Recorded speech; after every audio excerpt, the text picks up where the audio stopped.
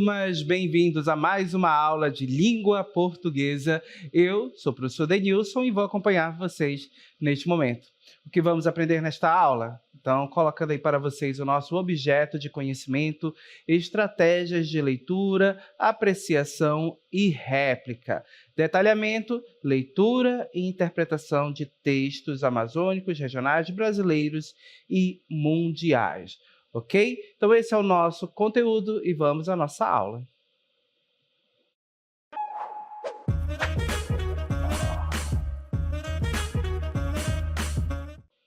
Começamos a nossa aula com a leitura de um texto. Então, leiam comigo esse texto, prestem bastante atenção na história que ele irá contar, quem é a personagem, o que ela faz e como ela tenta resolver o problema que surge diante dela na situação ali, no ambiente em que ela vive e trabalha, ok? Então, vamos ao nosso texto.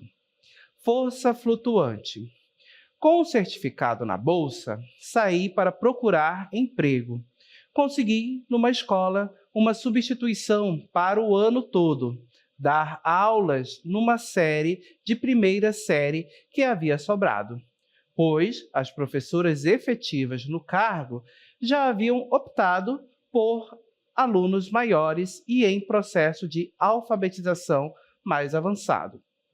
No pátio do estabelecimento, tentando engolir o coração para fazê-lo voltar ao peito, suportei o olhar duvidoso da diretora e das mães que, incrédulas, cochichavam e me despiam com intenções veladas. Só faltaram pedir-me o certificado de conclusão para a simples conferência. Deram o sinal de entrada. E os meus pequerruchos entraram barulhentos, agitados. Só uma menina, clara, linda, terna, empacou na porta e se pôs a chorar baixinho. Corri para ver se conseguia colocá-la na sala de aulas. Eu tenho medo de professora preta, disse-me ela, simples e puramente. Tanto medo e doce misturados desarmou-me. Procurei argumentos. Vou contar para você histórias de fadas e o que aconteceu? Era a diretora que, devido ao policiamento, chegou na hora H. Contei-lhe o ocorrido e ela prontamente achou a solução. Não faz mal, eu a coloco na classe de outra professora de primeira. Reagi imediatamente. Acalmei-me e socorri-me. Por favor, deixe que nós nos possamos conhecer. Se até a hora da saída ela não entrar, amanhã a senhora pode levá-la. A diretora aceitou minha proposta e saiu apressada. Vi então que era muito pouco tempo para aprovar a tão nova gente minha igualdade, competência. Mas algum jeito deveria existir. Eu precisava por mim e por ela.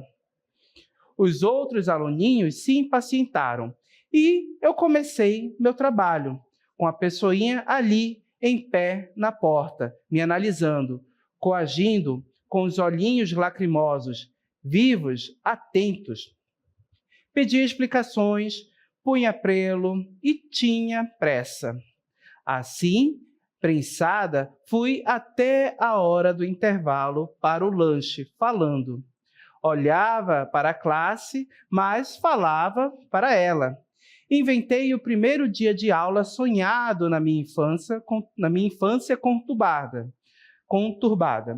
Alegria de aprender, desenhar, sabores, gostos dos lanches, brincadeiras e cantos brincados nas mentiras inocentes, quando sonhar era pensar que acontecia. Na hora do recreio, enquanto os outros professores tomavam o cafezinho e comentavam o andamento das aulas, eu fiquei no pátio. Talvez ali se apresentasse alguma ideia. Via entre as outras crianças. Aproximei-me e pedi a ela um pedaço de lanche. Deu-me, indecisa, meio espantada. resolvi dar mais um passo. Gostaria que você entrasse na classe depois.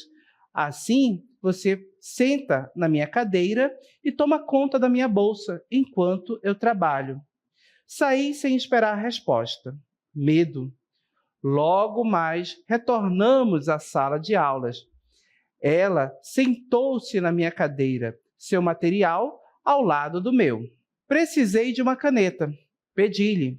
Abriu minha bolsa, como se arrombasse cofre, pegou e entregou-me a caneta solicitada. Meio riso na boca. Durante a aula, pedi que levantasse a mão quem soubesse desenhar. Todos levantaram as mãozinhas. Constatei, ela também sabia. Desenhou um cachorro retangular e sem rabo. Seu cachorro é uma graça, disse-lhe rindo. Ele não tem rabo? Não é meu. É da minha avó. Quando meu avô bebe e fica bravo, ele corre e enfia o rabo no meio da perna. Baixou a cabeça e pintou o cachorro de azul. Ao término das aulas, arrumou o material sem pressa. Percebia arrumando os passos e tentando ficar afastada das outras crianças. Alguma coisa tinha para me dizer.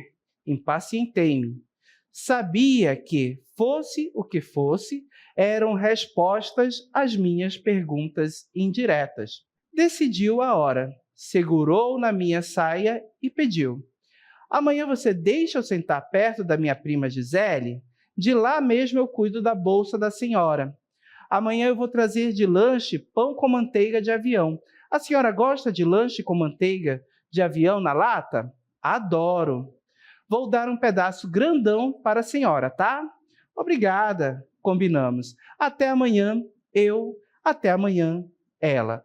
Então, gente, percebam que essa história é uma história de uma professora começando a sua carreira ali no primeiro dia de aula, com a sua primeira turma, com os seus primeiros alunos, e vocês perceberam que surgiu uma situação inesperada. Percebam que ela é uma pessoa recém-formada, e ali, por ser recém-formada, gerou dúvida nas outras pessoas, como vocês puderam observar, na diretora da escola, nos pais das crianças, dúvidas relacionadas aqui à capacidade, ao profissionalismo. Será que ela daria conta daquelas crianças? Será que ela seria ou que ela é uma boa profissional? Dúvidas como essas surgiram na cabeça da diretora, dos pais e também na própria personagem, na própria professora, que estava ali para provar o seu potencial. E diante das crianças, certo? Ela tem que resolver um problema que surgiu justamente porque uma das crianças não quis entrar em sala de aula devido às questões voltadas aí para a cor da pele. Ela não gostava de pessoas pretas. Então, nós temos aí uma questão racial, uma questão que vem de uma construção social problemática e que uma criança inocente, muito nova, estava ali se deparando com uma pessoa preta. E observem que não sabia lidar com a diferença. E a professora teve que conquistar essa criança, né? Teve que superar a questão da cor da pele. Então, observe que, para isso, ela desenvolveu diversas estratégias, diversos mecanismos para tentar conquistar a criança. Falando com ela diretamente, falar com a turma, falar com a criança, oferecendo desenhos para que ela produzisse desenhos, dando responsabilidade para ela, para que a criança cuidasse das coisas dela, da bolsa dela. Então, observe que ela desenvolveu toda uma estratégia e, claro, obteve resultado. No fim, a gente percebe na história que a criança acaba sendo cativada, que a criança acaba gostando da professora e aquele problema lá no início foi solucionado. E ela volta, e ela diz que vai voltar no dia seguinte já, para ficar perto da amiga, para assistir a aula. Então, observem que o problema que surgiu foi resolvido. Ok? Agora, vamos analisar um outro texto. Perceba que essa história foi uma história um tanto longa, certo? Com diversos momentos que nós vimos aí durante a narrativa. Você já percebeu que é um texto narrativo, porque é um texto que apresenta um desenvolvimento, tem a narração. Quem conta essa história? Exatamente a professora, certo? Que está iniciando a carreira. Ela que conta a história. Ela é uma narradora em primeira pessoa. É um narrador personagem. E também observe que ela narra, ela conta essa história se desenvolvendo em uma linha temporal. Nós temos lá um início, um meio e um fim. Então, perceba que a gente percebe a passagem de tempo do início da aula, durante a aula e ao término da aula, ok? Então, a gente tem essa narração em uma linha temporal, certo? E também apresenta outros elementos, como personagens, tempo, espaço. Temos aí como personagem a professora, os alunos, a diretora, os pais. Tempo, percebam que o tempo não é bem definido, mas dura ali durante um período de aula, uma manhã ou uma tarde, ok? E a questão do espaço, a escola. Você pode perceber o espaço pela figura da professora, das salas de aula, dos alunos, então sabemos que o espaço é a escola, ok? Agora, observem, prestem bastante atenção nesse outro texto que nós vamos ler, e eu quero que vocês já tentem observar diferenças de um texto para o outro. Diferenças que vão além da temática, tá bom? No primeiro texto, nós tivemos uma problemática com uma personagem. Qual é o problema desse outro texto? E também, eu quero que vocês atentem para o tamanho. Vamos ao texto? Vamos lá. 86. À saída da fábrica de bijuteria, a operária entregando a marmita suspeita. Ela faz barulho? Reviste, pode revistar. Veja quantas joias tem aí dentro. Só o ossinho de galinha do meu almoço. Então, observem neste último enunciado. Só ossinho de galinha do meu almoço. E aí a nossa história finalizou. Então, observem, gente, que nesse texto nós temos também uma outra problemática, certo? Quem é a personagem? A personagem aí nós já acabamos de perceber que é uma operária. É uma mulher que trabalha em uma fábrica de bijuterias. Temos personagens, temos um espaço, a fábrica de bijuteria, certo? E perceba aí que o momento a gente pode estar exatamente na revista, né? Na hora da saída, quando os funcionários saem da fábrica. E surgiu um problema aí justamente nessa saída, nesse momento em que a operária vai embora. O que a gente pode deduzir aí? Percebam que na marmita dela, a marmita dela estava fazendo barulho, tanto que ela questiona. Ela faz barulho? Reviste, provavelmente falando para a pessoa responsável ali para o guarda, ou então para o funcionário que faz a revista na saída da fábrica. E observem que o funcionário faz essa revista e se descobre o quê? Que dentro da marmita não havia joia, mas ossinho de galinha que ela tinha comido no almoço. Ok?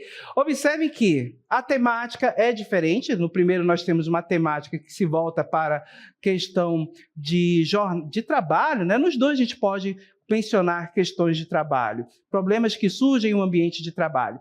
Mas observe que são espaços diferentes, uma escola, uma fábrica, e observem também que as nossas personagens se deparam com situações diferentes. No primeiro momento, uma questão voltada à cor da pele, ao racismo. No outro, uma problemática voltada aí a, vamos dizer, a honestidade da própria funcionária que estava sendo questionada. Qual era a suspeita? De que ela estava com joias dentro da marmita, então ela estaria ali levando de forma ilegal aquelas joias, mas descobrimos que não havia joia nenhuma, apenas osso de galinha.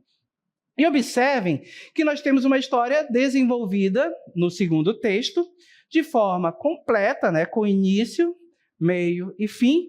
Temos uma história que a nossa personagem passa por uma situação de conflito, temos a solução desse conflito e o desfecho também.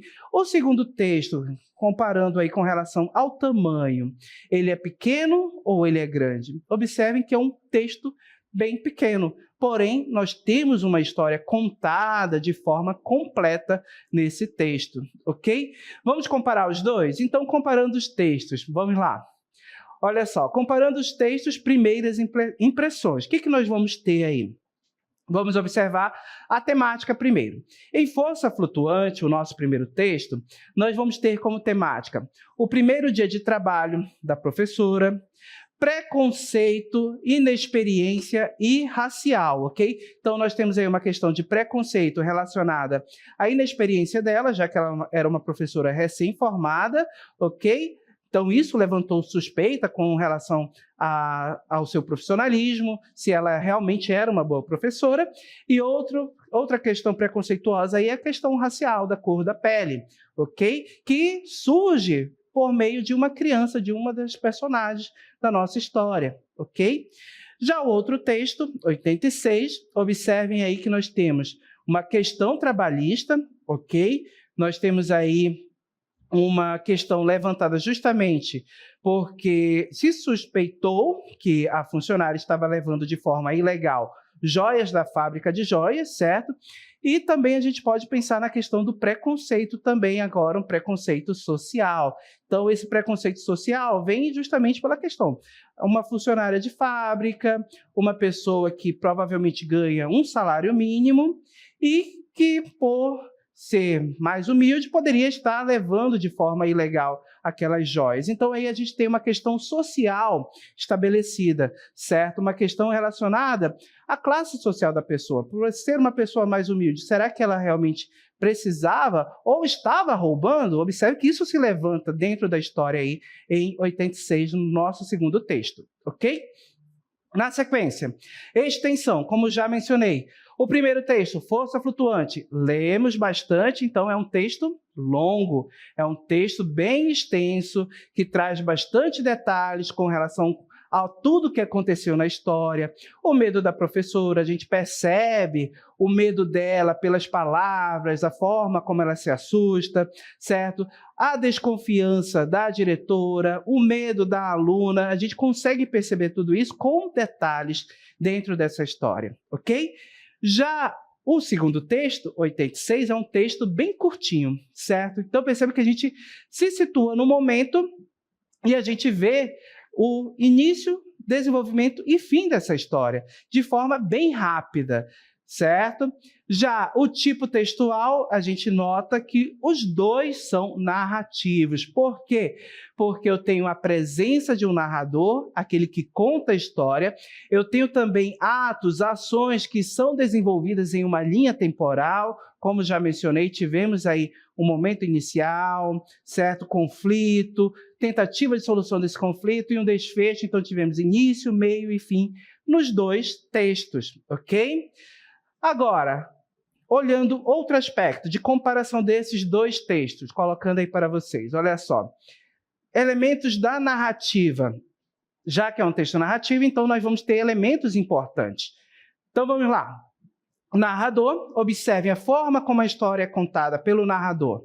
Em Força Flutuante, temos o narrador, personagem. Quem conta a história? É a professora. Ela que conta a história, então ela narra em primeira pessoa e ela viveu todos os acontecimentos da história, então ela participa da ação. Já no segundo texto, temos um narrador observador. Lá no início, observem que na primeira linha do nosso primeiro parágrafo do texto 86, nós temos lá a definição. Na saída da fábrica, observem a funcionária questiona, e aí você observa que é alguém contando o que está vendo, então é um narrador observador. Observe que esse narrador não participa diretamente da história, não é a operária, não é o guarda que estão envolvidos ali na ação, que estão contando essa história. É alguém, uma terceira pessoa que está de fora, observando a cena e contando para a gente o que está acontecendo. Então é um narrador observador. Já personagens, nós temos uma professora negra, a nossa personagem principal, a nossa protagonista, certo? E narradora também. E no texto 86, nós observamos que é uma operária da fábrica de bijuterias, a nossa protagonista, personagem principal. A história gira em torno das ações dela, ok? Tempo, olha só, o primeiro dia de aula, observe que aí nós podemos marcar esse tempo justamente porque a professora está no início de carreira, o desenvolvimento da história dura durante um período de aula, um dia de aula, certo? E especificamente o tempo a gente pode marcar assim, observando o texto, que a história aconteceu no primeiro dia de aula, no primeiro dia de trabalho também dessa professora. A gente pode pensar dessa forma. Já em 86, o nosso segundo texto, no horário da saída da fábrica, na hora de ir embora. Então, observe que esse é o tempo em que a história acontece. Na sequência, vamos lá. O espaço em força flutuante, a história acontece na escola, um espaço físico. Em 86, em uma fábrica de joias. Agora, o enredo, as ações dessa história. Observem que força flutuante, nós vamos ter a professora, no primeiro dia de aula, tenta conquistar a confiança de uma criança, de uma aluna, e vencer preconceitos. Já em 86, no segundo texto, diante de uma acusação de roubo, a funcionária da fábrica de bijuteria precisa provar a sua inocência. Então, essas são as ações dos dois textos, ok? Agora, situação inicial, já momentos da narrativa. Em que momentos nós vamos ter o desenvolvimento dessas ações? Situação inicial. No texto Força Flutuante, nós sabemos que a professora consegue um emprego e se apresenta para o primeiro dia de aula, recebendo olhares desconfiados. Esse é o primeiro momento da professora, certo? É a situação inicial. Já em 86, nós conseguimos definir uma situação inicial. Percebam que, de forma clara e específica, ou escrita no texto, não há, certo? Então, observe que essa situação inicial, ela fica subtendida para a pessoa que lê o segundo texto, ok? Na sequência, o conflito. Em força flutuante, uma menina empacou na porta e se pôs a chorar com medo da professora. Então, aí começou o conflito da nossa história, lá em força flutuante. E lá em 86, nós temos aí um momento específico, escrito no texto, em que esse conflito começou? Observem que não. No segundo texto, nós não temos especificamente, não sabemos especificamente como o conflito começou. Não tivemos a ação inicial, ou certo, a situação inicial. O conflito, nós não sabemos exatamente como ele aconteceu, se de repente a operária foi abordada, o guarda pegou a marmita, sacudiu e ouviu o barulho, e aí começa o conflito. Não sabemos, não podemos definir de forma exata. Nós podemos deduzir que em algum momento esse conflito começou, houve uma desconfiança em relação ao que tinha dentro da marmita da operária. Mas, escrito no texto de forma clara, como acontece em força flutuante, nós não temos. Ok? Na sequência, tentativa de solução do conflito. Observem que, como as nossas personagens solucionaram o conflito.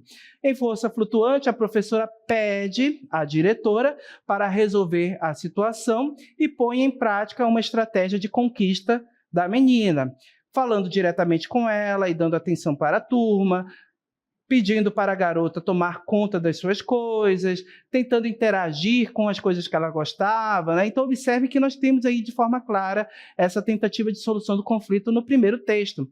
Já no segundo, o que acontece aí nessa tentativa de solução do conflito? Sabemos que surgiu uma desconfiança em relação ao que tinha dentro da marmita, se era joias ou não. E observe que a operária faz o quê? Como ela soluciona? Ela entrega a marmita ao fiscal, a pessoa que está fiscalizando ali, ao guarda, ao fiscal na saída da fábrica. Na sequência, outro momento da narrativa, o clímax. Como a história chegou ao clímax? Qual é o clímax de cada uma? A menina faz um pedido à professora. Então, quando a menina faz o pedido à professora, observem que é o ponto alto da nossa narrativa.